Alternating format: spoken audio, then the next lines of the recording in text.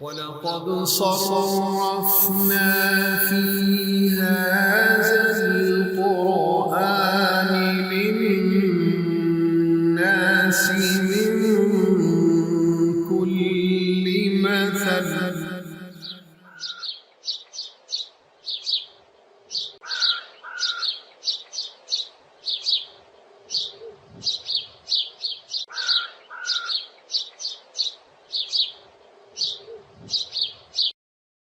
بسم الله الرحمن الرحيم سبح اسم ربك الأعلى الذي خلق فسوى والذي قدر فهدى والذي أخرج المرعى فجعله غثاء أحوى سنقرئك فلا تنسى إلا ما شاء الله إنه يعلم الجهر وما يخفى ونيسرك لليسرى فذكر إن نفعت الذكرى سيذكر من يخشى ويتجنبها الأشقى الذي يصلى النار الكبرى ثم لا يموت فيها ولا يحيا قد أفلح من تذكى وذكر اسم ربه فصلى بل تؤثرون الحياة الدنيا والآخرة خير وأبقى إن هذا لفي الصحف الأولى صحف إبراهيم وموسى. الحمد للہ رب العالمین والصلاة والسلام علی سید الانبیاء والمرسلین وعلی آلہ واصحابہ اجمعین اما بعد. معزز و مکرم خواتین و حضرات، قاری صاحب سے آپ نے سورۃ الاعلیٰ کی تلاوت سماعت فرمائی. یہ سورت مکی ہے اور اس میں 19 آیتیں ہیں. اس کا ترجمہ اس طرح ہے: اپنے رب کے نام کی تسبیح بیان کیجئے جو سب سے برتر ہے، جس نے ہر چیز کو پیدا فرمایا سو درست کیا، اور جس نے نظام طے کر دیا پھر اسے چلا دیا، اور جس نے زمین سے چارہ نکالا پھر اس کو سیاہ کوڑا بنا ڈالا. ہم آپ کو پڑھائیں گے سو آپ نہیں بھولیں گے سوائے اس کے جو اللہ چاہے. بے شک وہ ظاہر اور پوشیدہ کو جانتا ہے، اور ہم آسان راستے کو آپ کے لیے آسان بنا دیتے ہیں، یوں کہ آپ نصیحت کریں جہاں نصیحت اثر کرے. وہی شخص نصیحت کو قبول کرے گا جو اللہ کا خوف رکھتا ہوگا، اور اس سے وہ شخص دور رہے گا جو بڑا بد نصیب ہوگا، جو بڑی آگ میں داخل ہوگا، پھر وہ اس میں نہ مرے گا نہ جیے گا. بے شک کامیاب ہوا جس نے پاکیزگی کو اختیار کیا اور اپنے رب کا نام لیتا رہا پھر نماز پڑھتا رہا. اصل خرابی یہ ہے کہ تم لوگ دنیاوی زندگی کو ترجیح دیتے ہو، حالانکہ آخرت کہیں بہتر ہے اور بہت زیادہ باقی رہنے والی ہے. بلا شبہ یہی تعلیم اگلے صحیفوں میں بھی موجود ہے، یعنی ابراہیم اور موسیٰ کے صحیفوں میں. سورۃ الاعلیٰ کا ترجمہ آپ نے سن لیا. اس میں کچھ الفاظ ایسے ہیں جو اردو میں استعمال ہوتے رہتے ہیں،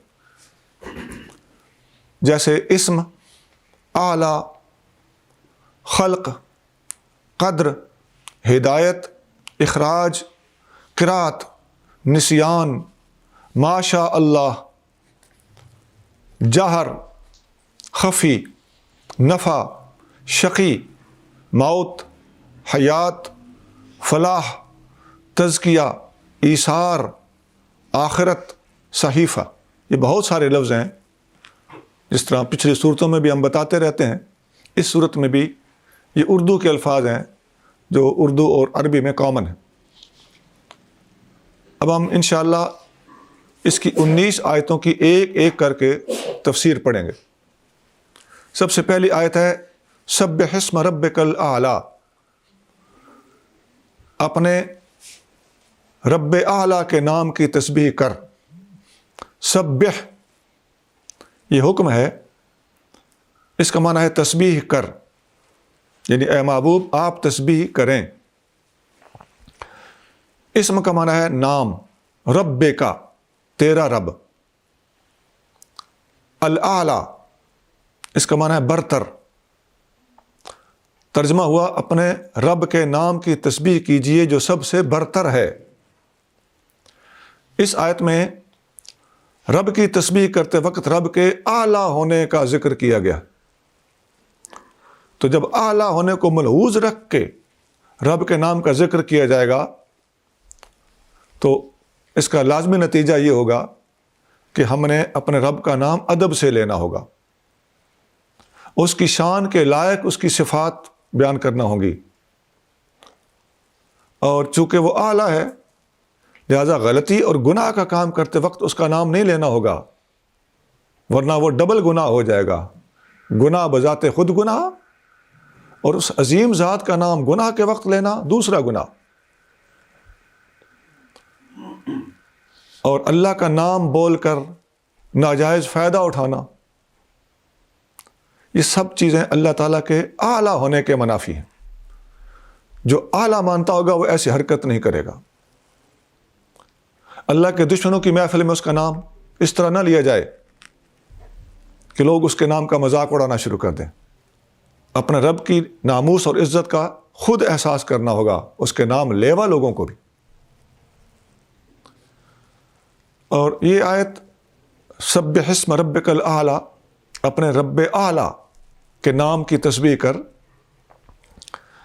یہ ایسے دوستوں کے لیے بھی قابل غور ہے کہ جب رب کا نام لیتے ہیں تو اس وقت اتنے القاب عز و جل، جل شانہ، جل جلالہ، رب کریم، اللہ تعالیٰ جل شانہ، ایسے القاب، ایسے پیارے پیارے پیارے نام اللہ تعالیٰ کے نام کے ساتھ نہیں لگاتے، اس کی شان کے لائق اس کی صفات کو اس کے نام کے ساتھ لاحق نہیں کرتے۔ لیکن ہم دیکھتے ہیں کہ اپنے والد گرامی، اپنے استاد، اپنے مرشد کا نام لیتے وقت، اپنے کسی پسندیدہ بزرگ کا نام لیتے وقت القابات کی لائن لگا دیتے ہیں۔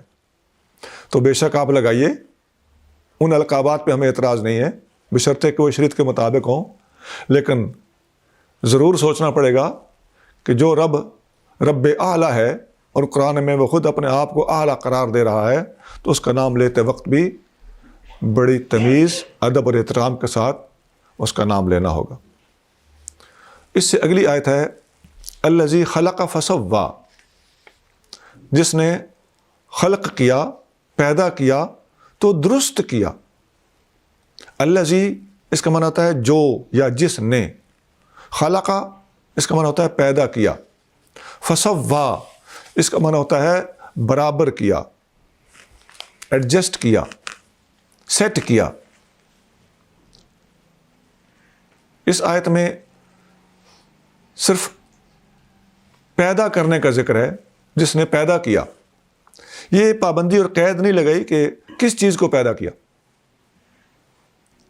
تو مقصد یہ نکلا کہ کسی ایک چیز تک اس کا پیدا کرنا محدود اور مرکوز نہیں ہے، محصور نہیں ہے، بلکہ پوری کی پوری کائنات کو پیدا کرنے کی بات ہو رہی۔ اور ہر چیز کو درست کرنے سے مراد یہ ہے کہ ہر چیز کو پیدا کرنے کے بعد ہر چیز کی نوک پلک کو اللہ کریم نے ایسا سنوارا کہ اب اس سے بہتر شکل صورت اور اس سے حسین تر شیپ کسی چیز کی ہو ہی نہیں سکتی۔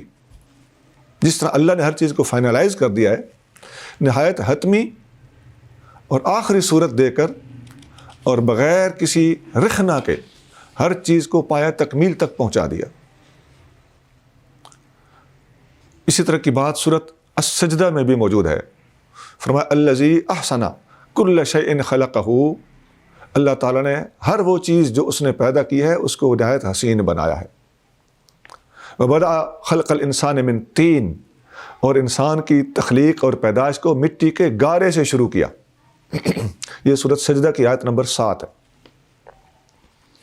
اس سے اگلی آیت ہے آیت نمبر 3۔ اس میں فرمایا والذی قدر فہدی، اور وہ جس نے ہر چیز کی تقدیر بنائی پھر ہدایت دی۔ پہلے تقدیر بنائی پھر ہدایت دی۔ اس کا اصل مطلب یہ بنتا ہے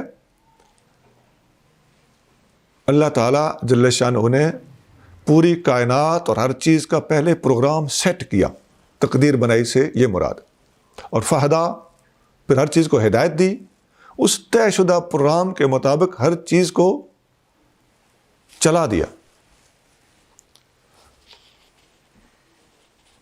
مراد پوری کائنات کا شیڈول اور پروگرام طے کرنا ہے، اور پھر ہدایت دینے سے مراد اس شیڈول کے تحت کائنات کو چلا دینا ہے۔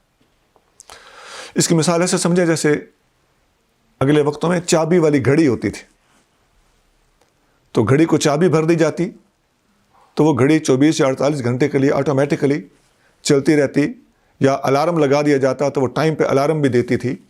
تو یہ سمجھانے کے لیے مثال دی ہے۔ تو اس طرح پوری کی پوری دنیا کو چابی بھر دینا یہ تقدیر سمجھ لیں، اور اس تقدیر کے مطابق پوری دنیا کا پھر چل پڑنا یہ ہدایت سمجھ لیں۔ قدر فہدا، مقدر کیا پھر ہدایت دی، مطلب شیڈول طے کیا اور پھر اس شیڈول کے مطابق پوری دنیا آپریٹ ہوگی۔ یہ تقدیر اور اس کے مطابق دنیا کا چل پڑنا، اس میں بے جان چیزیں سر فہرست آتی ہوں گی، جیسے سورج، چاند، ستارے، پھر آگ، پانی، ہوا، زمین، یہ آٹومیٹکلی ایک پروگرام کے تحت چل رہی ہیں۔ اسی طرح انسان کے جسم کے اعضاء ہیں، معدہ ہے، دل ہے، دماغ ہے، گردے ہیں، پھیپھڑے ہیں، یہ اپنا فنکشن جو ان کو پیچھے سے فیڈ کر دیا گیا ہے اس کے مطابق یہ چلتے جا رہے ہیں۔ اسی طرح کی بات سورۃ طٰہٰ میں بھی موجود ہے۔ اللہ کریم نے فرمایا قال ربنا الذی اعطى كل شيء خلقه، ہمارا رب وہ ہے جس نے ہر چیز کو اس کی بناوٹ عطا فرمائی، ثم ہدا، پھر اس بناوٹ کے مطابق ہر چیز کو چلا دیا۔ یہ سورۃ طٰہٰ کی آیت نمبر 50 ہے، 50 ہے۔ تو بچے کو جوان ہونے سے کوئی نہیں روک سکتا، جوان کو بوڑھا ہونے سے کوئی نہیں روک سکتا۔ یہ ایک پروسیس ہے جو اللہ تعالیٰ جل شانہ کی طے شدہ تقدیر کے مطابق پوری دنیا میں چلا ہوا ہے۔ سورۃ عبس میں بھی اللہ کریم نے ایک بات ارشاد فرمایا من نطفۃ خلقہ فقدرہ، یعنی نطفے کی ایک بوند سے انسان کو پیدا کیا، پھر اس کو ایک خاص شیڈول دیا، جس سورۃ عبس کی آیت نمبر 19 ہے۔ اس پر کچھ حدیثیں بھی ہیں، ایک حدیث سنا دیتا ہوں۔ عبداللہ بن عمرو بن عاص رضی اللہ تعالیٰ عنہ فرماتے ہیں سمعت رسول اللہ صلی اللہ علیہ وسلم، کہ میں نے رسول اللہ صلی اللہ علیہ وسلم کو فرماتے ہوئے سنا کتب اللہ مقادیر الخلائق، اللہ تعالیٰ نے مخلوقات کی تقدیریں لکھیں، طے کیں، قبل ان یخلق السماوات والارض، آسمانوں اور زمین کو پیدا کرنے سے پہلے، ب50,000 سنۃ، 50,000 سال پہلے، وعرش علی الماء، اس کا عرش اس وقت پانی پر تھا۔ یہ مسلم شریف میں حدیث نمبر 2653 ہے۔ جہاں تک انسان کی سیرت اور کردار کا تعلق، یہ تھوڑی سی ڈیفرنٹ چیز ہے۔ اسے درست رکھنے کے لیے انسان مکلف ہے، ذمہ دار ہے، ریسپانسبل ہے۔ چاند، سورج، ستارے، انسان کے جسم کے اعضاء، معدہ، گردے، پھیپھڑے وغیرہ، یہ جتنی چیزیں میں نے گن کے سنائی ہیں، ان میں انسان کی مداخلت نہیں، خالصتاً تقدیر کے تحت۔ لیکن جو پہلو انسان کے ذاتی کردار کے ساتھ تعلق رکھتے ہیں، جن میں انسان ریسپانسبل ہے، وہ اچھی بھی کر سکتا ہے، بری بھی کر سکتا ہے۔ اچھی پر اسے اپریشیٹ کیا جائے گا، بری کرے گا تو اس کو پنش کیا جائے گا، یہ ایک الگ ایشو ہے۔ اس کے بارے میں سورۃ الدہر میں ارشاد فرمایا انا خلقنا الانسان من نطفۃ امشاج، ہم نے انسان کو مخلوط نطفے سے پیدا کیا، نبتلی ہے تاکہ ہم اسے آزمائیں، فجعلناہ سمیعا بصیرا، ہم نے اسے سننے کی قوت بھی عطا فرمائی، دیکھنے کی قوت بھی عطا فرمائی۔ ان قوتوں کے عطا ہونے کی وجہ سے اب یہ ذمہ دار ہے، now he is held responsible, کیونکہ اس نے ان طاقتوں کو استعمال کر کے اپنی سوجھ بوجھ سے کام لے کر خود ڈیسائیڈ کرنا ہے کہ اچھا راستہ اپناؤں یا برا راستہ اپناؤں۔ آگے فرمایا انا ہدیناہ السبیل، ہم نے اسے راستہ دکھا دیا، اما شاکرا و اما کفورا، دل چاہے تو نیک بنے، دل چاہے تو نافرمان بنے۔ یہ سورۃ الدہر کی آیت نمبر 2 اور 3 ہے۔ تو دونوں باتیں الگ الگ بڑی کلیئرلی اللہ تعالیٰ نے قرآن شریف کے اندر بیان فرما دی۔ سورۃ الشمس میں ارشاد فرمایا وَنَفْسٍ وَمَا سَوَّاهَا، قسم ہے جان کی اور اس کو خوبصورت طریقے سے برابر کر کے بنانے والے کی، فَأَلْهَمَهَا فُجُورَهَا وَتَقْوَاهَا، اللہ نے ہر جان کو برے راستے کا بھی الہام کر دیا ہے اور اچھے راستے کا بھی الہام کر دیا ہے، اب چوائس اس نے خود کرنا ہے۔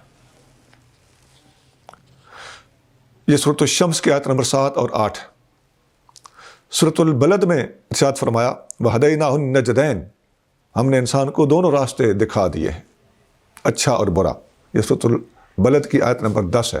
اب یہ بہت ساری آیتیں ہیں جن میں انسان کا جن چیزوں میں دخل نہیں ہے، سورج چاند ستارے اور اپنے اعضاء وغیرہ، ان کا بیان الگ ہے، اور جہاں انسان ذمہ دار ہے، جہاں اس نے خود اپنے کردار کو بنانا یا بگاڑنا ہے اپنی مرضی سے، ان باتوں کا بیان قرآن کے اندر الگ۔ اگلی آیت ہے فرمایا والذی اخرج المرعى، وہ جس نے چارہ نکالا، کھیت میں سے جو جانوروں کا چارہ ہوتا ہے اسے مرعا کہتے ہیں۔ والذی، وہ جس نے، اخرجا نکالا، خارج کیا، المرعا چارہ، ہر قسم کے نباتات مراد ہیں، لفظ چارہ بولا گیا ہے، نباتات سارے کے سارے مراد ہیں۔ اگلی آیت میں فرمایا فجعلہ غثاء احوا، فجعلہ پس اسے بنا ڈالا، غثاء کوڑا، احوا کالے رنگ کا۔ اب چارہ نکالا تھا ہرا بھرا، بنا ڈالا اس کو کالا سیاہ رنگ کا کوڑا بنا ڈالا۔ امام بغوی اس کا معنی کرتے ہوئے لکھتے ہیں اسود بعدل خضرت، جو ہرا ہونے کے بعد کالا ہو جائے، چارے پر بارش برس جائے نا، وہ پڑا رہے تو اس کا جو حلیہ بن جاتا ہے، اس کی بات ہو رہی۔ یا دریا میں، سیلاب میں، سیلابی نالوں میں جب چارے کے تنکے وغیرہ بہتے ہیں تو جب سیلاب اتر جاتا ہے تو ان تنکوں وہ کناروں پر پھینک کے پانی پیچھے ہٹ جاتا ہے، تو تنکے جب کنارے پر پڑے ہوتے ہیں تو ان کا جو رنگت ہو چکی ہوتی ہے اس وقت، یہ اس کو احوا کہتے ہیں۔ مقصد کیا ہے؟ اللہ تعالیٰ جل شانہ دنیا کے لوگوں کو اپنے محبوب صلی اللہ علیہ وسلم کے ذریعے سے بتانا چاہ رہا ہے کہ جو مالک چارے کو ہرا بھرا ہونے کی حالت میں نکال سکتا ہے، اور جو مالک ہرے بھرے چارے کو اس قدر سیاہ کر سکتا ہے، اس اللہ سے ڈرو جس نے تمہیں ٹھیک ٹھاک پیدا کیا ہے، اور کل تمہارے اپنے کردار، کرتوتوں اور خطاؤں کی وجہ سے تمہارے ساتھ کچھ بھی ہو سکتا ہے، لہذا انسان بنو اور سنور جاؤ۔ اس طرح کی قرآن شریف کے اندر آیتیں بہت اور مقامات پر موجود ہیں کہ پہلے چارہ سبز اور پھر چارہ سیاہ۔ میں اختصار کے ساتھ ساری آیتیں میرے پاس سامنے لکھی پڑی ہیں، میں آپ کو صرف آیتوں کے حوالے دے کر اکتفا کرتا ہوں۔ یہی بات سورۃ یونس کی آیت نمبر 24 میں بھی ہے، سورۃ الکہف کی آیت نمبر 45 میں بھی ہے، اور سورۃ الحدید کی آیت نمبر 20 میں بھی موجود ہے۔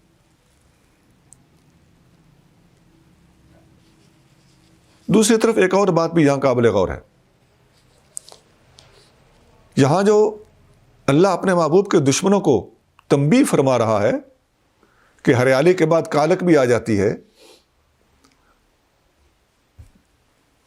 اللہ تعالیٰ اپنے محبوب کے فرما برداروں اور مطیع لوگوں کو دوسری جگہ پر یہ حوصلہ بھی دیتا ہے۔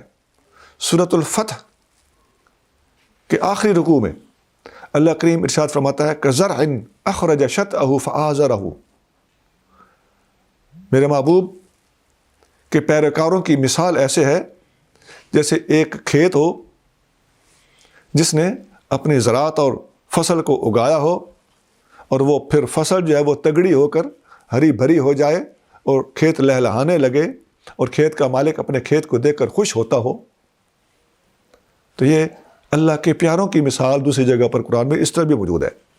گویا اس آیت میں سورۃ الاعلیٰ کے اندر جہاں غلط کار لوگوں کو ان کی کھیتی اور چارے کے سبز ہونے کے بعد سیاہ ہونے سے ڈرایا جا رہا ہے، دوسری طرف اللہ کے محبوب کے پیروکاروں کو اور صراط مستقیم پر چلنے والے نیک لوگوں کو حوصلہ بھی دیا جا رہا ہے، اور اس بات کی یقین دہانی کرائی جا رہی ہے کہ آپ کی کھیتی اگر آپ راہ مستقیم پر ہیں اور اسی کام طرز پر آپ چلتے رہیں گے تو آپ کا کھیت لہلہائے گا، ہرا بھرا ہوگا، اور کافروں والا حشر کافروں کے ساتھ ہوگا، ایمان والوں کا معاملہ ایمان والوں کے ساتھ ہوگا۔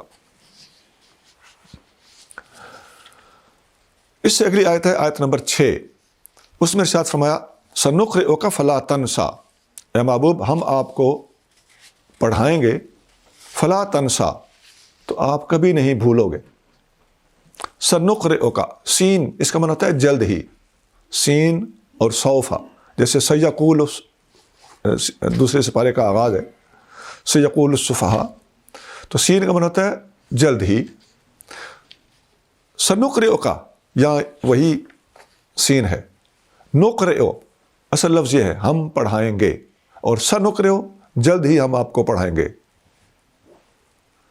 کا آپ کو، فلا تنسا تو آپ نہیں بھولو گے، یعنی اللہ تعالیٰ فرما رہا ہے کہ ہم پڑھائیں گے اور آپ پھر کبھی نہیں بھولو گے۔ یہ پڑھانا اور پھر اس پڑھائے ہوئے کا نہ بھولنا، اس کے پس منظر میں سورۃ القیامت میں یہ آیت گزر چکی ہے کہ نبی کریم صلی اللہ علیہ وآلہ وسلم پر جب وحی آتی تھی تو آپ صلی اللہ علیہ وسلم جلدی جلدی اس کو یاد کرنے کے لیے اپنی زبان مبارک کو حرکت دیتے تھے تاکہ قرآن کا کوئی لفظ یا آیت رہ نہ جائے۔ اللہ تعالیٰ نے نبی کریم صلی اللہ علیہ وسلم کو وہاں پر حوصلہ دیا تھا، فرمایا لا تحرک بہ لسانک لتعجل بہ، اپنی زبان مبارک کو جلدی جلدی ہلانے کی ضرورت نہیں ہے تاکہ آپ جلدی جلدی قرآن کو یاد کر سکیں۔ ان علینا جمعہ وقرآنہ، اس کو جمع کرنا اور اس کو پڑھانا یہ ہمارے ذمے ہوا۔ یہ سورۃ قیامت کی آیت 16 سے 19 تک تفصیل موجود ہے۔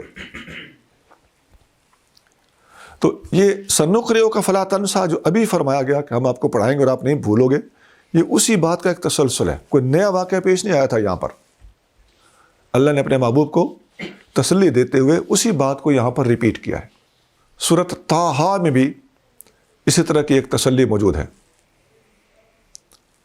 فتعالی اللہ الملک الحق ولا تعجل بالقرآن من قبل ان یقضی الیک وحیہ وقل رب زدنی علما، یہ پوری آیت ہے، اس کا بھی یہی مفہوم بنتا ہے۔ یہ سورۃ طٰہٰ کی آیت نمبر 114 ہے۔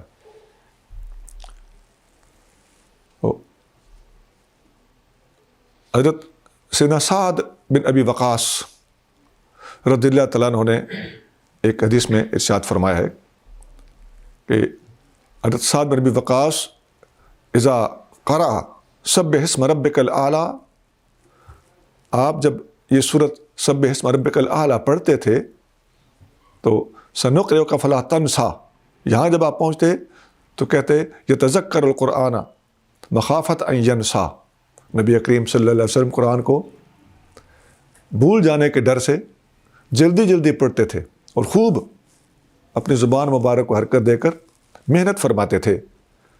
تو حضرت سعد بن ابی وقاص نے یہ جو وضاحت فرمائی ہے یہ اسی سورت قیامت اور سورت طٰہٰ اور اس سورت کو اکٹھا رکھتے ہوئے اس پس منظر کے پیش نظر بات فرمائی ہے، ورنہ اس سورت میں کوئی ایسا نیا واقعہ پیش نہیں آیا تھا۔ حضرت سعد کا یہ فرمان مستدرک حاکم کی حدیث نمبر 3975 میں موجود ہے۔ اس سے اگلی آیت ہے الا ما شاء اللہ، سوائے اس کے کہ اللہ چاہے، یعنی آپ نہیں بھولیں گے سوائے اس کے کہ اللہ چاہے۔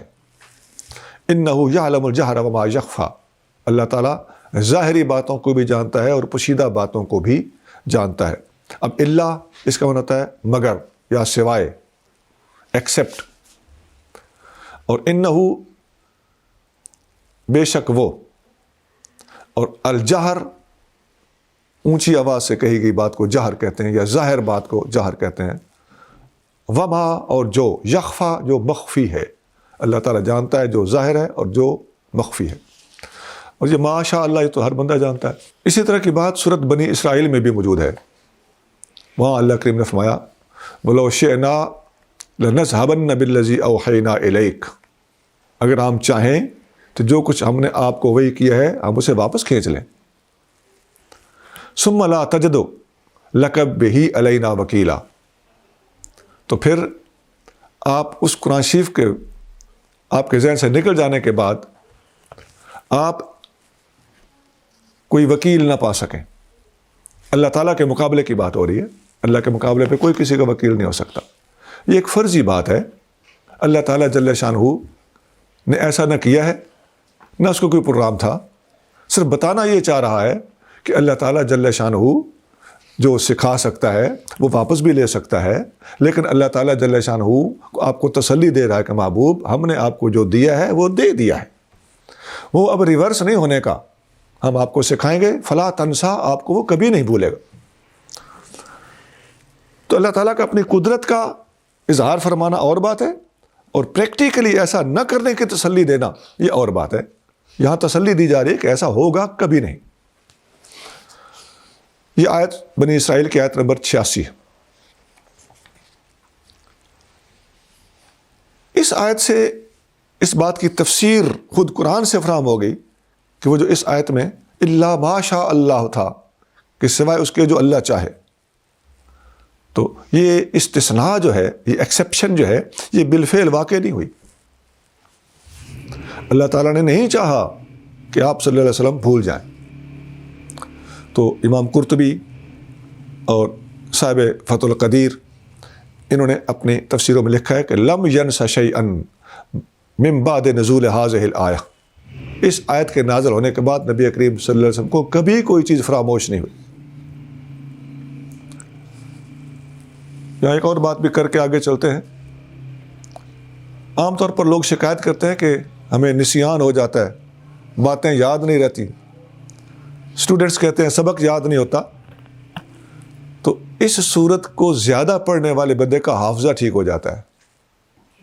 تو اس صورت کو پڑھنے سے حافظہ اچھا ہو جاتا ہے، تو جس ہستی پر یہ صورت نازل ہوئی ہے ان کی یادداشت کا کیا عالم ہوگا۔ اس آیت کے آخری الفاظ آپ نے نوٹ کیے ہوں گے، انہ یعلم الجہر وما یخفی، کہ وہ ظاہر کو بھی جانتا ہے اور پوشیدہ کو بھی جانتا ہے۔ تو ظاہر سے یا مراد نبی کریم صلی اللہ علیہ وسلم کا قرآن کو یاد کرنے کی کوشش کرنا ہے، اور پوشیدہ سے مراد نبی کریم صلی اللہ علیہ وسلم کی نیت مبارک اور ارادہ ہے تاکہ قرآن بھول نہ جائے۔ تو ظاہر سے مراد کوشش، اور پوشیدہ سے مراد یہ ارادہ کہ کہیں قرآن بھول نہ جائے۔ اس سے اگلی آیت ہے آیت نمبر 8، اس میں فرمایا وَنُيَسِّرُكَ لِلْيُسْرَىٰ، ہم آپ کو آسان راستہ آسان بنا دیں گے۔ نُيَسِّرُكَ، اس کا معنی ہے ہم آپ کے لیے آسان بنا دیں گے۔ لِلْيُسْرَىٰ، اس کا معنی ہے آسان راستے کے لیے، آپ کے لیے آسان راستہ آسان بنا دے۔ اب دین اسلام ویسے تو ہر کسی کے لیے آسان ہے۔ نبی کریم صلی اللہ علیہ وسلم فرماتے ہیں بُعِثْتُ بِالْحَنِیفِیَّۃِ السَّمْحَةِ، مجھے سیدھا اور آسان دین دے کر بھیجا گیا ہے۔ تو دین اسلام تو اٹ سیلف آسان ہے۔ یہ حدیث مسند احمد میں ہے، حدیث نمبر 22,291 اب اس پر عمل کرنا اسلام پہلے ہی آسان ہے، لیکن اس پر عمل کرنا، اس کی تبلیغ کرنا نبی کریم صلی اللہ علیہ وسلم کے لیے مزید آسان بنایا گیا۔ ام المومنین سیدہ عائشہ صدیقہ رضی اللہ تعالیٰ عنہ نے فرمایا ان خلق نبی اللہ کان القرآن، نبی کریم صلی اللہ علیہ وسلم کا اخلاق قرآن تھا۔ اخلاق کا معنی ہوتا ہے انسان کے وہ طور طریقے جن پر اس کو کنٹرول حاصل ہو، بغیر کسی تکلف کے بالکل آسانی کے ساتھ بندہ جن کاموں کو کر لیتا ہو، وہ اس کا خلق یا اخلاق کہلاتا ہے۔ تو گویا قرآن پر عمل کر لینا نبی کریم صلی اللہ علیہ وسلم کے لیے بالکل ایزی تھا۔ قرآن آپ کے خلق میں شامل تھا اور داخل تھا، قرآن آپ کا اخلاق تھا۔ یہ حدیث اما عائشہ صدیقہ رضی اللہ عنہا والی مسلم شریف میں ہے، حدیث نمبر 746۔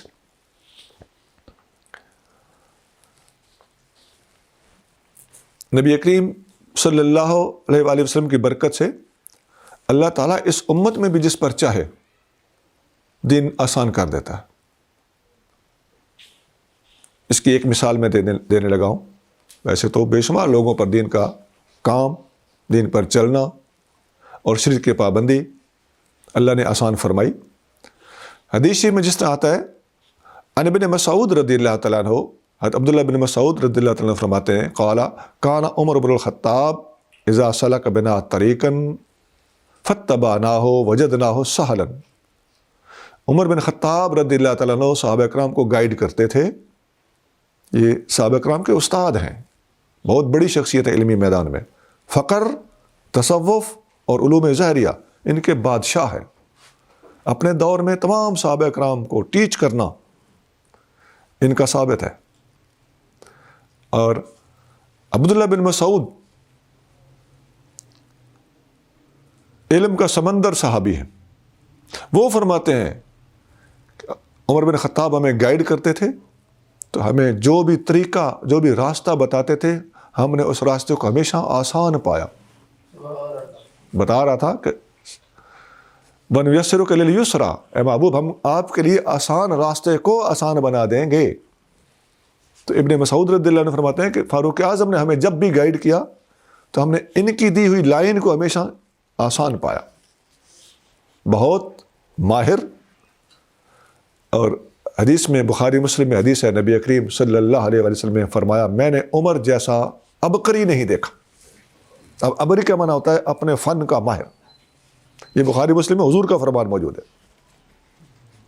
اور ابن مسعود کہہ رہے ہیں کہ ہمیں جب بھی عمر نے کوئی راستہ بتایا تو وہ ہمیشہ آسان ہوتا تھا۔ آپ مثال دیتے ہیں عمر فاروق کے آسان بات، آسان راستہ دکھانے کے، فرماتے ہیں وَإِنَّهُ سُئِلَ عَنِ امْرَأَةٍ وَأَبَوَيْنِ، آپ سے سوال کیا گیا کہ ایک بندہ فوت ہو گیا ہے، اس کی ایک بیوی ہے اور ایک ماں ہے اور ایک باپ ہے، بس یہ تین وارث ہیں، تو حصہ کیسے ہوگا، تقسیم کیسے ہوگی؟ تو عمر فاروق نے بغیر سوچے سمجھے، بغیر دیر لگائے فی البدی جواب دیا۔ آپ نے فرمایا للمرأۃ الربع، بیوی کو چوتھا حصہ ملے گا، وللام ثلث ما بقیہ، اور مرنے والے کی ماں کو جو بیوی سے بچا ہے اس کا تیسرا حصہ ملے گا، وما بقیہ فللاب، اور جو ٹوٹل سارا بچے گا اب وہ باپ کو مل جائے گا۔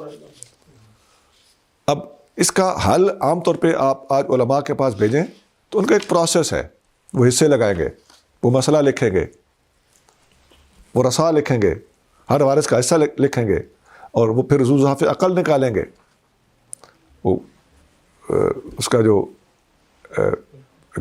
لیسٹ کامن ہے اس کو نکالیں گے۔ تو لمبا پروسیس فاروق اعظم نے چند لفظوں میں بتا دیا، اور بڑا ترتیب بڑی ایزی ہے۔ سب سے پہلے بیوی کو 1/4، جو اس میں سے بچے اس کا 1/3 ماں کو، اور جو ٹوٹل بچے وہ باپ کو۔ اب آپ ٹوٹل بچے تو وہ دینا ہے باپ کو، یہ بات اگر پہلے کہتے تو ترتیب ڈسٹرب تھی، سمجھنے والے کے پلے کخ نہیں پڑنا تھا۔ تو ابن مسعود نے فرمایا کہ بات کرتے تھے بڑی آسان، اگرچہ خواہ کتنی علمی ہو، مسئلہ میراث کا ہے، ہر بندہ ایسے مسئلے حل ہی نہیں کر سکتا. کاغذ قلم لے کے بیٹھ جائے تو کہے گا کہ کل آ جانا، پرسوں آ جانا، میں لکھ رکھوں گا، جواب لے جانا. لیکن فاروق اعظم نے سیکنڈوں میں جواب دے دیا. یہ حدیث سنن کبریٰ میں امام بیہقی نے حدیث نمبر 12300 اور مستدرک حاکم میں 8129 نمبر سے مرقوم ہے، موجود ہے. اگلی آیت ہے فذکر ان نفعت الذکریٰ. فذکر اس کا معنی ہے پس نصیحت کیجئے، ان اگر، نفعت اس کا معنی ہے فائدہ دے، الذکریٰ نصیحت، نصیحت کیجئے اگر نصیحت فائدہ دے.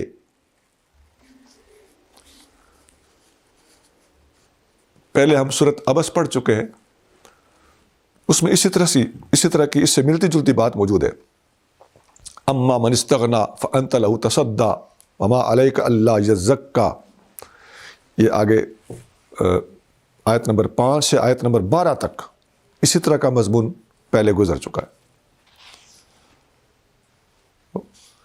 مقصد یہ ہے کہ اگر اگلا آدمی نصیحت قبول کرنے کے لیے تیار ہی نہ ہو، وہ ایسا ڈھیٹ آدمی ہو کہ دین اسلام کی طرف سے رغبت ہے ہی نہیں، اور آپ سمجھ چکے ہیں کہ ان تلوں میں تیل نہیں ہے، تو ایسے بندے پر اپنا وقت لگانے کے بجائے یہ قیمتی وقت آپ ان شریف النفس لوگوں پر لگا دیں جن کے اندر شرافت کا مادہ موجود ہے، تو وہاں زیادہ اچیومنٹ ہو جائے گی.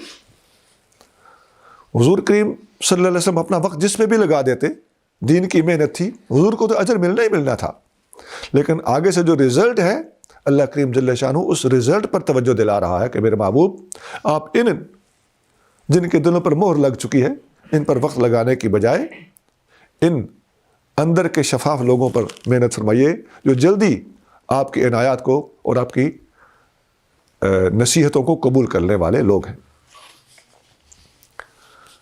اس میں اشارہ ادھر بھی ہے کہ کسی کی سمجھ سے بالا تر بات، سمجھ سے بالا تر، ایک تو واقعی سمجھ سے بالا تر ہوتی ہے نا، بھولے آدمی کی سمجھ سے بالا تر، ایک ہوتا ہے بگڑے ہوئے آدمی کی سمجھ سے بالا تر. تو دونوں لحاظ سے سمجھ سے بالا تر بات، اس سے حدیثوں کے اندر ممانعت آئی ہے. امیر المومنین علی المرتضیٰ رضی اللہ تعالیٰ عنہ فرماتے ہیں کہ حدث الناس بما یعرفون، لوگوں سے وہ بات کرو جس کو وہ مانے یا جو ان کی سمجھ سے باہر نہ ہو. اتحبون ان یکذب اللہ ورسولہ، کہ آپ چاہتے ہو کہ اللہ اس کے رسول کی تکذیب کی جائے. یہ حدیث علی مرتضیٰ رضی اللہ عنہ کا فرمان بخاری شریف میں ہے، حدیث نمبر 127 ہے، 127. تو آپ صلی اللہ علیہ وسلم پر گویا اللہ تعالیٰ نے آسانی کرتے ہوئے فرمایا کہ محبوب آپ پر لازم نہیں کہ آپ ضدی اور گھٹیا سطح کے لوگوں پر اپنا قیمتی وقت لگائیں، ان کی بجائے آپ شریف الطبع اور جلدی سمجھ جانے والے لوگوں پر وقت لگائیں. یہ تبلیغ کا کامیاب اور آسان طریقہ ہے. اس سے اگلی آیت ہے سیذکر من یخشی. نصیحت کو وہی قبول کرے گا جو اللہ سے ڈرتا ہے. یہ سیذکر یہ وہی سین ہے جیسے سنقرئک کے اندر سین موجود تھی، اور سیقولو کی مثال میں نے دے کر سمجھایا تھا. تو سیذکر کا معنی ہے جلد ہی، یعنی یہ مستقبل قریب کی بات ہے. آپ کے فرمان سے وہی فائدہ اٹھائے گا. من یخشا، من کا معنی جو، یخشا جو اللہ سے ڈرتا ہے. تو یعنی جس کے اندر شرافت کا مادہ ہوگا وہی آپ کی بات کو قبول کرے گا. اگلی آیت میں فرمایا وَيَتَجَنَّبُهَا الْأَشْقَى. یتجنب، متجنب رہے گا، جانبدار رہے گا، ون سائیڈڈ رہے گا. ہاں اس سے الاشقا سب سے بڑا بدبخت. آپ جیسی رحمت ہستی ہو، آپ جیسا آسان دین ہو، اور آپ جیسا دعوت و تبلیغ کا طریقہ نرم ہو تو اب بھی جو آپ کے سامنے بیٹھ کر آپ کی بات کو تسلیم نہ کر رہا ہو اس سے بڑا بدبخت کون ہے؟ آگے فرمایا الذی یصلی النار الکبریٰ، الذی جو کہ یصلی داخل ہوگا النار آگ میں، الکبریٰ بڑی آگ۔ بڑی آگ سے کیا مراد ہے؟ اس کے دو معنی ہیں، یا تو جہنم کی جو سٹیجز ہیں ان میں سے خطرناک ترین جہنم مراد ہے، یا دنیا کی آگ کے مقابلے پر آخرت کی آگ کو بڑی آگ کہا جا رہا ہے۔ اس سے اگلی آیت نمبر 13 میں ارشاد فرمایا ثم لا یموت فیہا ولا یحیا، ثم کا معنی ہے پھر، لا یموت نہیں مرے گا، فیہا اس میں، کس میں؟ جہنم میں، ولا یحیا اور نہ ہی زندہ ہوگا، نہ مرے گا نہ جیے گا۔ یہ سخت سزا کے طور پر ایک بات فرمائی گئی ہے۔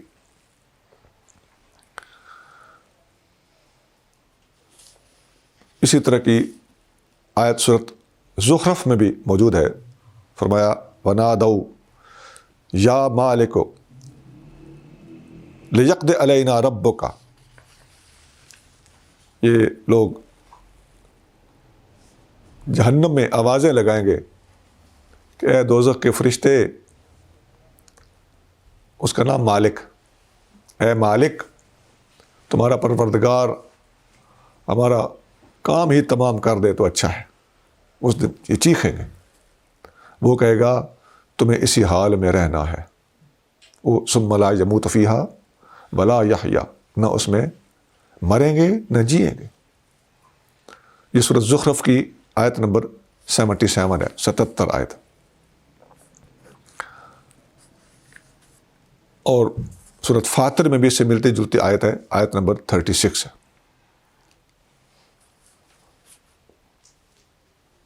یہ ان لوگوں کی بات تھی جو یکسر کافر، منکر، اللہ کے وجود کے منکر، رسولوں کے منکر، باقی وہ لوگ رہ گئے جو مسلمان ہوں گے اور اپنے گناہوں کی سزا کے لیے وقتی طور پر جہنم میں جائیں گے۔ یعنی دو طرح کے لوگ ہیں، ایک تو یکسر دائمی اور خلودی قسم کے جہنمی ہیں، فار ایور جہنمی ہیں، یہ ان کا ذکر تھا، وہ نار کبریٰ میں جائیں گے۔ باقی جو وقتی طور پر اپنے گناہوں کی سزا پانے اور پاک ہونے کے لیے صرف گناہ گار ہوں گے لیکن صاحب ایمان ہوں گے، تو ان کی آگ جو ہے وہ کبریٰ نہیں ہوگی، اور آگ بھی کبریٰ نہیں ہوگی، اور ان کو انبیاء علیہم السلام اور دوسرے اللہ کے پیارے جن کو اللہ تعالیٰ اجازت دے گا شفاعت کی، تو ان گناہ گاروں کے حق میں ان کی شفاعت قبول بھی کی جائے گی۔ یعنی دو فرق ہوں گے، آگ بڑی بھی نہیں ہوگی اور ان کے لیے شفاعت قبول بھی کی جائے گی۔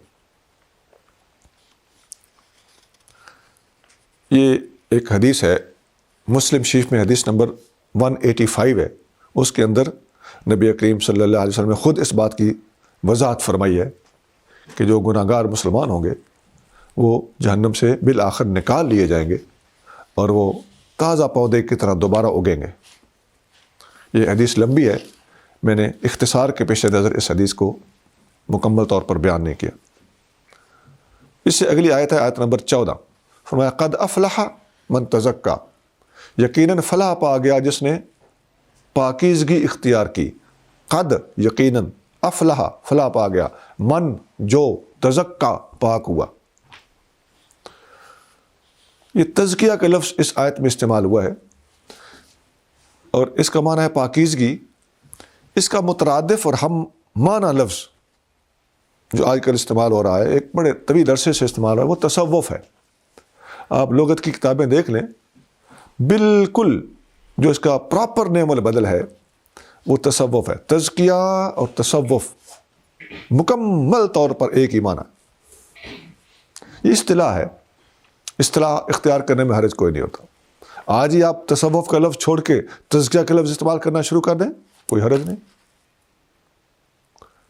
جیسے سیاسیات ہے، معاشیات ہے، اب یہ لفظ بالکل اسی سٹائل میں تو قرآن و سنت میں آپ ڈھونڈیں گے تو بڑی پیچیدگیاں کھڑی ہوں گی آپ کے سامنے، اسی طرح کے سوالات وہاں بھی کھڑے ہوں گے. لیکن یہ اصطلاحات ہیں جن کو اختیار کرنے میں کوئی نہیں، حقیقت اور ریالٹی اندر موجود ہو تو ٹرمینالوجی اختیار کر لینے میں کوئی حرج نہیں ہوا کرتا.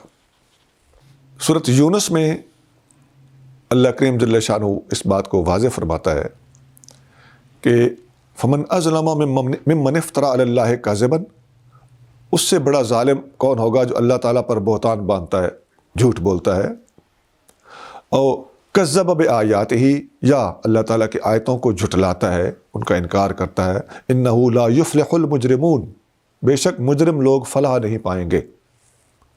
اب یہ جو آیت ہم پڑھ رہے ہیں اس میں فرمایا قد افلح من تزکا، جس نے تزکیہ اختیار کیا وہ فلاح پا گیا. اور اس آیت میں جو ابھی میں نے پڑھی ہے سورۃ یونس کی آیت نمبر 17 ہے، اس میں فرمایا لا یفلح المجرمون، مجرم فلاح نہیں پائیں گے. تو یہاں شرک اور کفر کو اختیار کرنے والے مجرموں کی بات ہو رہی، اور تزکیہ حاصل کرنے والے کون ہیں؟ جو شرک اور کفر کو چھوڑ کر اسلام کو اختیار کرتے ہیں، وہ تزکیہ اختیار کرتے ہیں. تو تزکیہ کا اس سے اگلا سٹیپ یہ ہوتا ہے کہ مسلمان ہو جانے کے بعد، یعنی کفر اور شرک سے پاک ہوا تو مسلمان ہوا، اور مسلمان ہونے کے بعد مزید تزکیہ اختیار کیا تو اپنے اعمال کو بھی درست کیا، اپنا کریکٹر ٹھیک کیا.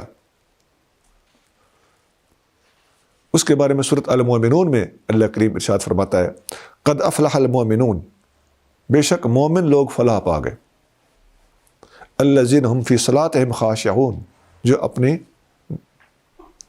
نمازوں کے اندر خشوع سے کام لیتے ہیں. والذین هم عن اللغو معرضون، جو لغو سے باتوں اور فضولیات سے منہ موڑتے ہیں.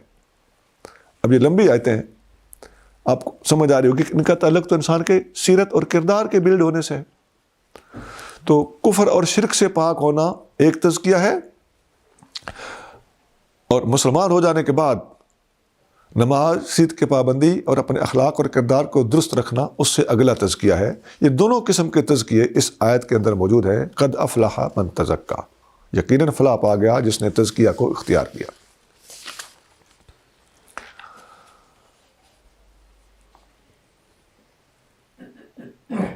یہ سورۃ المومنون کی آیت نمبر 1 سے 10 تک لمبی آیتیں ہیں، اس لیے میں نے شارٹ کر دی.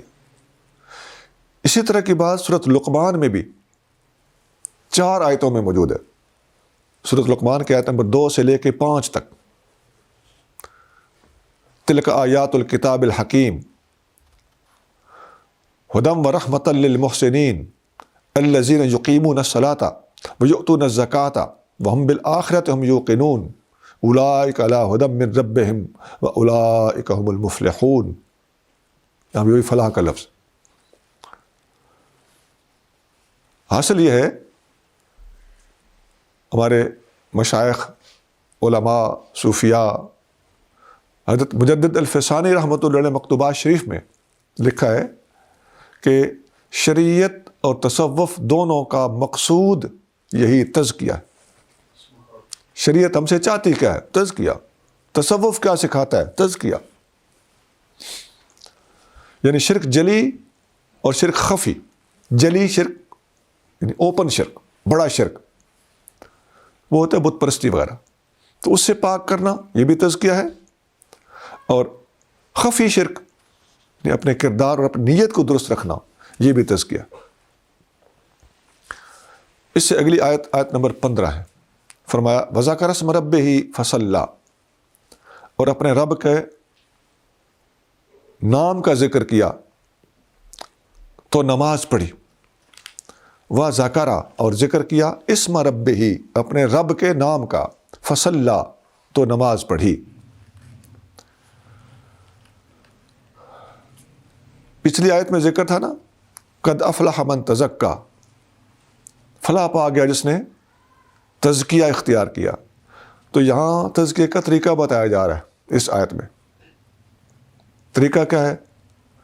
ذکر اسم ربہ، اپنے رب کے نام کا ذکر کیا. پتہ چلا کہ اللہ کے نام کا ذکر کرنا تزکیہ کا ذریعہ ہے. لا الہ الا اللہ پڑھو گے شرک سے پاک ہو جاؤ گے، اور یہی لا الہ الا اللہ مسلمان ہونے کے بعد پڑھو گے تو دل صاف ہوگا۔ حدیث جامع ترمذی میں ہے، نبی کریم صلی اللہ علیہ وآلہ وسلم نے فرمایا ان لکل شیء سقالۃ، ہر چیز کو کھرچنے اور صاف کرنے کے لیے کوئی چیز ہوتی ہے، کوئی آلہ ہوتا ہے۔ وسقالۃ القلب ذکر اللہ، دل کو کھرچنے اور دل کو صاف کرنے کا آلہ اللہ کا ذکر۔ تو لا الہ الا اللہ پڑھیں، اللہ اللہ اللہ کی ضربیں لگائیں۔ حدیث مسلم شریف میں ہے، نبی کریم صلی اللہ علیہ وسلم نے فرمایا کہ لا تقوم الساعۃ علی احد یقول اللہ اللہ، قیامت اس وقت تک قائم نہیں ہوگی جب تک ایک بندہ بھی اللہ اللہ کرنے والا موجود ہوگا۔ تو یہ اللہ کے نام کے ذکر کی بات ہو رہی ہے، یہ تزکیہ کا ذریعہ خود قرآن کہہ رہا ہے، رب کے نام کا ذکر تزکیہ کا سبب ہے۔ تو یہاں جو لوگ ذکر کرنے والوں کا، ذکر کی محفل منعقد کرنے والوں کا، ذکر کی تسبیحاں نکالنے والوں کا مذاق اڑاتے ہیں کہ انہوں نے جی اپنا تصوف گھڑ لیا ہے، قرآن میں تزکیہ کا حکم تھا، طریقہ اپنا اختیار کر رکھا ہے، یہ مذاق شریعت کا اڑا رہے ہیں۔ مسلمانوں کا جو طریقہ کار ہے، صوفیاء اور اولیاء کا جو طریقہ کار ہے، وہ قرآن کی اس آیت سے ڈائریکٹلی ثابت ہے۔ وَذَكَرَ اسْمَ رَبِّهِ، اللہ کے نام کا ذکر کرنا تزکیہ کا ذریعہ ہے۔ آپ پریکٹیکلی کر کے دیکھ لیں اور ذرا غور کر کے چیز کے بات کے اندر اتر کے دیکھ لیں، آپ کو سمجھ آ جائے گی کہ جو ذکر کرتے رہتے ہیں، ذکر کرتے کراتے رہتے ہیں، ذکر کی محفلیں منعقد کرتے رہتے ہیں، یہ لوگ عین اللہ تعالیٰ کے اس حکم کی پیروی کر رہے ہیں اور تعمیل کر رہے ہیں۔ فصلہ، اور نماز پڑھی۔ تزکیہ کا دوسرا طریقہ نماز ہے۔ اللہ کا ذکر اور نماز اور کثرت نوافل، یہ تزکیہ کا ذریعہ ہے۔ وہ جو حدیث بخاری وغیرہ میں ہے کہ لا یزال عبدی یتقرب الی بالنوافل، میرا بندہ نوافل پڑھ پڑھ کے میرے قریب آتا چلا جاتا ہے، یہ اس کی بات ہو رہی، یا اس حدیث میں اس بات کی وضاحت اور تفسیر اور تشریح موجود ہے۔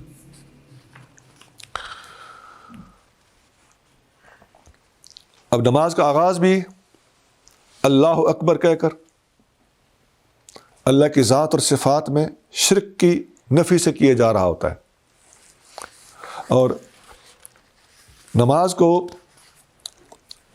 اللہ کریم جل شانہ کے نام سے شروع کیسے کرنا ہے اور اس کو مکمل کیسے کرنا ہے، یہ ساری کی ساری ڈیٹیل اور تفصیل یہ کون بتائے گا؟ قرآن تو کہہ رہا ہے کہ تزکیہ کا ذریعہ اللہ کا ذکر ہے اور نماز ہے، تو نماز کا طریقہ کار کیا ہوگا؟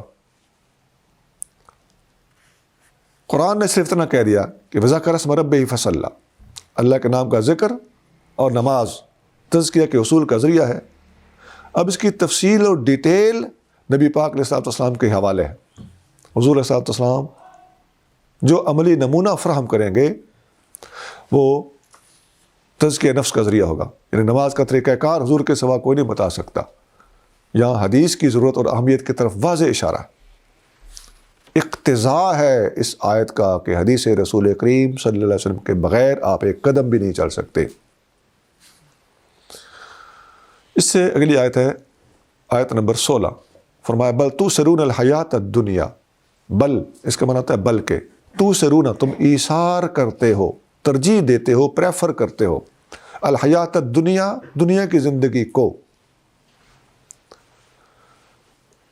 تم لوگ دنیا کی زندگی کو ترجیح دیتے ہو۔ یہاں سے ایک بات معلوم ہوئی کہ دنیا کی زندگی کو ترجیح دینا تزکیہ میں رکاوٹ ڈالتا ہے۔ تزکیہ کا طریقہ کیا ہے؟ اللہ کا ذکر اور کثرت نوافل، اور اس راستے میں رکاوٹ کیا ہے؟ دنیا کو ترجیح دینا۔ وہ جو صوفیاء دنیا کی نفی کرتے ہیں نا اور دنیا کو مؤخر کرنے کا حکم دیتے ہیں، واضح طور پر قرآن کی اس آیت سے یہ بات پتہ چل رہی ہے۔ جو لوگ قرآن شریف کے سیاق و سباق، ربط اور کانٹیکسٹ کے اوپر بڑا زور دیتے ہیں، اور اس بات پہ غور کریں، یہ سارا کانٹیکسٹ اور ربط بتا رہا ہے کہ 100% جو صوفیاء نے طریقہ کار رائج کی ہوا ہے وہ عین قرآن کا منشا ہے۔ صوفیاء کا تزکیہ کرنے کا طریقہ کار خود ساختہ نہیں ہے. ذکر کی کثرت، نوافل کی کثرت عبادات اور دنیا کو مؤخر کرنا اور دین کو دنیا پر ترجیح دینا، یہ صوفیانہ طریقہ کار قرآن کی ان آیتوں سے براہ راست ثابت. حدیث میں آتا ہے، ابو موسیٰ اشعری رضی اللہ تعالیٰ عنہ روایت کرتے ہیں کہ رسول اللہ صلی اللہ علیہ وسلم نے فرمایا، من احب الدنیا ہو ادر بآخرتہ، جس نے دنیا کو گلے لگایا اس نے اپنی آخرت کا نقصان کیا. ومن احب آخرتہ ادر بدنیا ہو، اور جس نے آخرت کو ترجیح دی اس کا دنیا کا نقصان ہوا. آگے فرمایا فآشروا ما یبقى علی ما یفنا، رزلٹ بتایا، اے میرے امتیو، جو چیز باقی رہنے والی ہے اس کو پریفر کرو، اس کو ترجیح دو اس چیز پر جو فنا ہونے والی. یہ مسند احمد میں ہے، حدیث نمبر 19697. اگلی آیت میں فرمایا والآخرۃ خیر وابقیٰ، اور آخرت زیادہ بہتر ہے اور زیادہ باقی رہنے والی ہے. آخرت کا معنی آخرت ہے، آپ جانتے ہیں آخرت کی زندگی مراد ہے، اور خیر کا معنی ہوتا ہے زیادہ بہتر، ابقا کا معنی ہوتا ہے زیادہ باقی رہنے والی. اسی طرح کی بات سورۃ النحل میں بھی موجود ہے. فرمایا ما عندکم ینفد وما عند اللہ باق، جو تمہارے پاس ہے یہ خرچ ہو جائے گا، کھٹ جائے گا، اور جو کچھ اللہ کے ہاں ہے وہ باقی ہے. یہ سورۃ النحل کی آیت نمبر 96 ہے، 96. آگے فرمایا ان ھذا لفی الصحف الاولی، ان بے شک ھذا یہ تعلیم، لفی الصحف الاولی اگلے صحیفوں میں موجود ہے. یعنی یہی تعلیم. کون سی تعلیم؟ اس پر تفصیل کے ساتھ کتابوں میں مذکور ہے کہ یہ تعلیم سے مراد کیا ہے. یہ نہ پورے قرآن کی بات ہو رہی ہے، نہ اس صورت اعلیٰ پورے کی پوری صورت کی بات ہو رہی ہے، بلکہ مفسرین نے لکھا ہے کہ اس صورت کے یہ جو آخری الفاظ ہیں نا، قد افلح من تزکا، وہ فلاح پا گیا جس نے پاکیزگی کو اختیار کیا. یہاں سے لے کے اینڈ تک جو صورت ہے، جہاں سے ہم نے تصوف اور تزکیہ نفس کی بات چھیڑی تھی، وہاں سے لے کے صورت کے اینڈ تک یہ ساری کی ساری گفتگو جو ہے یہ پہلے صحیفوں میں بھی موجود ہے. اللہ کریم فرمانا کیا چاہ رہا ہے؟ مقصد یہ ہے کہ ہم نے یہ جو تزکیہ نفس کی بات کی ہے، یہ ہر زمانے میں ہر شریعت میں اسلام کی روح رہی ہے، اور اس دین کے اندر بھی دین کی روح اگر سمجھنی ہے تو وہ تزکیہ نفس ہے. آگے فرمایا صحف ابراہیم و موسیٰ، یہ تزکیہ نفس والی بات پہلے تمام صحیفوں میں موجود ہے، حتیٰ کہ ابراہیم اور موسیٰ کے صحیفوں میں بھی موجود ہے. ابراہیم اور موسیٰ کے صحیفوں کا نام صرف ان صحیفوں کا نام کیوں لیا؟ سب صحیفوں میں موجود ہے، تو ان کا نام سیمپل کے طور پر اس لیے لیا کہ نبی کریم صلی اللہ علیہ وسلم کے بعد اس کائنات میں سب سے افضل ہستی کا نام حضرت ابراہیم، اور ان کے بعد سب سے افضل ہستی کا نام حضرت موسیٰ علیہ السلام. تو چوٹی کی دو ہستیوں کا نام لیا. تمام صحیفوں میں تزکیہ نفس کی تعلیمات موجود ہیں، یہی روح اسلام ہے، یہی روح ہر شریعت ہے، اور یہ تمام صحائف میں موجود ہے، حتیٰ کہ یعنی یہ حتیٰ کے اندر پوشیدہ اور محذوف ہے. حتیٰ کہ ابراہیم جیسی ہستی اور موسیٰ جیسی ہستی جو میرے محبوب صلی اللہ علیہ وسلم کے بعد اس دنیا میں سب سے افضل ہستیاں ہیں، ان کے صحیفوں کے اندر، ان کی شریعتوں کے اندر بھی یہی باتیں ہم نے بیان کر دی تھیں. اس موضوع پر کافی ساری حدیثیں اور بھی موجود ہیں. نبی کریم صلی اللہ علیہ وآلہ وسلم پر جب یہ صورت نازل ہوئی تو آپ کریم صلی اللہ علیہ وآلہ وسلم نے ارشاد فرمایا کہ اجعلوها فی رکوعکم، یہ جو قرآن کے الفاظ ہے نا، سبح اسم ربک الاعلی، اپنے رب اعلیٰ کی تسبیح کر. حضور نے فرمایا یہ الفاظ حضور کو اتنے پسند آئے اور اللہ کا حکم تھا سبح، تسبیح کیجئے، یہ آرڈر ہے۔ نبی پاک علیہ السلام نے فوراً اس کی تعمیل کرتے ہوئے فرمایا، اس حکم کی تعمیل کرتے ہوئے تعمیلی الفاظ سجدے میں داخل کرو۔ سبحان ربی الاعلیٰ، یہ الفاظ بول کر اوبے کیا گیا ہے سبح اسم ربک الاعلیٰ کو۔ تو حضور نے فرمایا کہ ان کو اپنے سجدوں میں رکھو۔ یہ ابو داؤد میں حدیث نمبر 869 ہے، اور یہ بڑی زبردست بات ہے اور حقیقت کے بیان مطابق ہے۔ ایک حدیث میں آتا ہے، اما عائشہ صدیقہ رضی اللہ تعالیٰ عنہ ارشاد فرماتی ہیں کہ نبی کریم صلی اللہ علیہ وسلم وتر کی نماز میں پہلی رکعت میں سبح اسم ربک الاعلیٰ پڑھتے تھے، دوسری رکعت میں قل یا ایھا الکافرون پڑھتے تھے، اور تیسری رکعت میں قل ھو اللہ احد پڑھتے تھے۔ یہ ایک اچھی تعلیم ہے امت کے لیے کہ نبی کریم صلی اللہ علیہ وسلم کی اس سنت کو اگر اختیار کرنا چاہے یا کرے تو بہت زیادہ اپریشیبل چیز ہوگی۔ ویسے آپ کسی بھی رکعت میں کوئی بھی صورت پڑھ سکتے ہیں، بالترتیب قرآن پڑھنا چاہیے، تو ترتیب کو ملحوظ رکھتے ہوئے کوئی بھی صورت یا رکوع آپ پڑھ سکتے ہیں، لیکن اگر نبی کریم صلی اللہ علیہ وسلم کی اس سنت کو ملحوظ رکھ لیا جائے تو اجر بہت زیادہ ہے۔ یہ حدیث مستدرک حاکم ہے، حدیث نمبر 3972 ہے۔ اب تک ہم نے سورۃ الاعلیٰ کی تمام آیتوں کو ایک ایک کر کے پڑھا، اور آپ نے سنا کہ حسب معمول ہم نے قرآن کی آیت کی تفسیر کہیں آیت میں تھی تو وہ آیت یہاں پر ہم نے کوٹ کی، اگر کوئی حدیث یا کسی صحابی کا قول موجود تھا تو ہم نے وہ کوٹ یہاں پر ہر آیت کے انڈر کوٹ کیا، اور گفتگو کو ہم نے نہایت مضبوط اور علمی بنانے کی کوشش کی ہے۔ صرف اور صرف دائیں بائیں باتیں وہ ہم نے نہیں کی، غیر ضروری تشریحات اور تفصیلات میں ہم نہیں گئے۔ اب پوری سورت کا خلاصہ سن لیجیے۔ اس سورت کی پہلی آیت سے لے کر 5 نمبر آیت تک اللہ تعالیٰ کی توحید کا بیان ہے، اس کی شان اور عظمت کا اور رفعت کا بیان ہے۔ آیت نمبر 6 سے آیت نمبر 13 تک نبی کریم صلی اللہ علیہ وسلم کو حوصلہ دیا جا رہا ہے، اور آپ صلی اللہ علیہ وسلم کے مخالفین کی بے رغبتی پر آپ کو پریشان نہ ہونے کا حکم دیا جا رہا ہے۔ آیت نمبر 14 سے 19 تک وہی جو میں نے آخر میں کہا کہ یہ صوفیانہ تعلیمات، قد افلح من تزکا، یہاں سے لے کر اینڈ تک یہ ہر زمانے میں تزکیہ کی اہمیت اور اس کے حصول کا طریقہ ان آیتوں میں بیان کیا گیا ہے۔ سبحان ربک رب العزت عما یصفون وسلام علی المرسلین والحمد للہ رب العالمین۔